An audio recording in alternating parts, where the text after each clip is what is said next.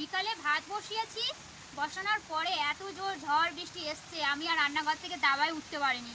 দোকানে ভাত বসেছি আর চারদিক থেকে হাওয়া আসছে, এই দিক থেকে হাওয়া আসছে, এই দিক থেকে হাওয়া আসছে, উনুনটা দেখো কেমনভাবে জ্বলছে, আমার তো ভীষণ ভয় লাগছে। আর এদিকে দেখো ঝড় বৃষ্টি হচ্ছে, প্রচুর ঝড় বৃষ্টি হচ্ছে, আকাশও ডাকছে, এদিকে বাবা বাড়ানো যায় না, ভীষণ বৃষ্টি হচ্ছে। আর ওই গেটেতে দেখো, আমাদের গেটে এত জোর ঝড় বৃষ্টি হচ্ছে, দুটো পাখি ওই গেটের ওপরে বসে আছে, ওরা আর ওখান থেকে যেতে পারছে না। সত্যি কি বলবো, যেমন ঝড় বৃষ্টি হচ্ছে আমি তো বারান্দাতে মানে ঘরেতে যেতে পারছি না, পাপার ওই ঘরে আছে, আর পাখি দুটো বৃষ্টিতে ভিজে ভিজে ওখানে আছে, সত্যি দেখলেই কেমন লাগে। আর এত ঝড় বৃষ্টি হচ্ছে ওদের বাসাও ভেঙে যেতে পারে, প্রচুর জোরে ঝড় বৃষ্টি হচ্ছে। আর এখন বলছি না বেশি বেলা, মানে সন্ধ্যা হয় না, এখন বাজেটা বাজতেও বাকি আছে, পুরো দেখো অন্ধকার হয়ে গেছে, আর বাকি আছে, পুরো অন্ধকার হয়ে গেছে। আমি এখানে লাইটটা জ্বালিয়ে দিয়েছি, গ্যাস তো শেষ হয়ে গেছে, কি করবো এখন উলানে রান্না করছি, গ্যাস পাওয়া যাচ্ছে না। আর আমি বললাম বিকালে তাড়াতাড়ি রান্না করে নিই, সবসময় আমি বিকাল বিকাল রান্না করে নিই, আর আজকে আমি বিকালেই রান্নাটা বসিয়েছি, 5টা থেকে ভাতটা বসিয়েছি।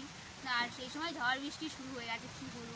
যাই হোক কখন থামবে জানি না, আমি ভাতটা করে নিয়ে দাবায় উঠতে পারলেই বাঁচি।